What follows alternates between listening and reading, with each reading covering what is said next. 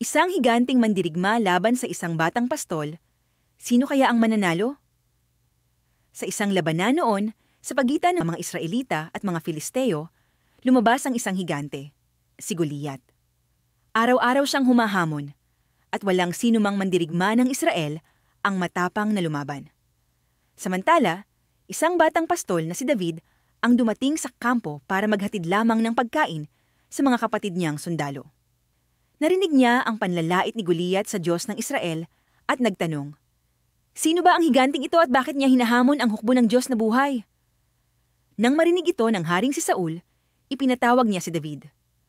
Nag-alok siya ng baluti at espada, ngunit mabigat ito kay David. Kaya't dinala lamang ni David ang kanyang tirador at 5 makikinis na bato mula sa ilog. Tumawa si Goliat nang makita niya si David at sinabing, "Ako ba'y aso? Para lapitan mo ng may tirador at bato."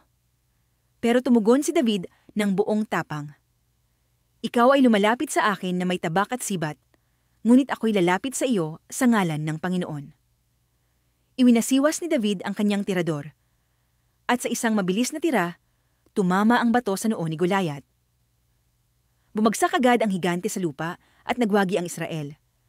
Ang batang pastol ay naging bayani, at sa araw na iyon, nalaman ng lahat na ang laban ay hindi laging sa malakas o malaki, kundi sa nagtitiwala sa Diyos.